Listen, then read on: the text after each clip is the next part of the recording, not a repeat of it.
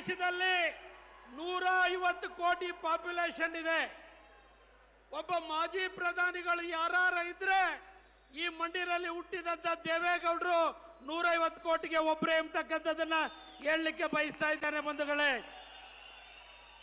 ಅರದನಹಳ್ಳಿಲಿ ಹುಟ್ಟಿ ತೆವಡೆಯನ್ನು ತುಣಿದು ಭತ್ತದ ನಾಟಿಯನ್ನ ಮಾಡಿ ಕೆಂಪು ಕೋಟೆ ಮೇಲೆ ಬಾವುಟ ಹಾರಿಸೋದ್ರ ಮೂಲಕ ಹಾಸನ ಜಿಲ್ಲೆಯನ್ನ ಭಾರತದ ಭೂಪಟದಲ್ಲಿ ಗುರುತು ಮಾಡಿದಂತ ಮಹಾನ್ ನಾಯಕ ಎಚ್.ಡಿ. ದೇವೇಗೌಡರು ಎಂಬತಕ್ಕಂಥ ಮಾತನ್ನ ಈ ಸಂದರ್ಭದಲ್ಲಿ ಹೇಳಲಿಕ್ಕೆ ಬಯಸ್ತೇನೆ.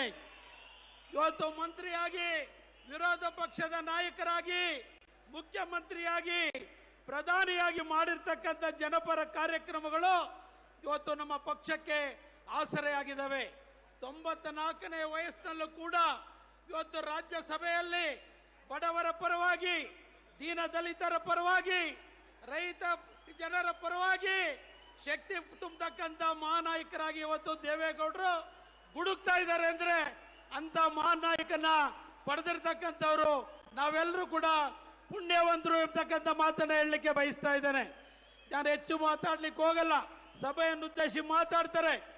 ಇವತ್ತು ಈ ರಾಜ್ಯದಲ್ಲಿ 2 ಬಾರಿ ಮುಖ್ಯಮಂತ್ರಿಯಾಗಿ ಕೇಂದ್ರದ ನರೇಂದ್ರ ಮೋದಿಜಿ ಅವರ ನಾಯಕತ್ವ ಇರತಕ್ಕಂಥ NDA ಸರ್ಕಾರದಲ್ಲಿ ಪ್ರಭಾವಿ ಸಚಿವರಾಗಿ ಇವತ್ತು 7 ಕೋಟಿ ಕನ್ನಡಿಗರ ಹೃದಯದಲ್ಲಿರ್ತಕ್ಕಂಥ ನಾಯಕರು ಎಚ್.ಡಿ. ಕುಮಾರಸ್ವಾಮಿ ಅವರು. ಇಡೀ ಹಿಂದೂಸ್ತಾನದಲ್ಲಿ ರೈತರ ಸಾಲವನ್ನ ಮನ್ನಾ ಮಾಡುವಂತ ತೀರ್ಮಾನ ಮಾಡಿದಂತ ನಾಯಕರು ಯಾರು ಇದ್ರೆ ಅದು ನಮ್ಮ ನಿಮ್ಮೆಲ್ಲರ ಕುಮಾರಣ್ಣ ಎಂಬತಕ್ಕಂಥ ಮಾತನ್ನ ಹೇಳಲಿಕ್ಕೆ ಬಯಸ್ತಾ ಇದ್ದೇನೆ. ಅವರು ಸಭೆಯನ್ನು ಉದ್ದೇಶಿಸಿ ಮಾತಾಡ್ತಾರೆ, ಹೆಚ್ಚು ಮಾತಾಡಕ್ ಹೋಗಲ್ಲ.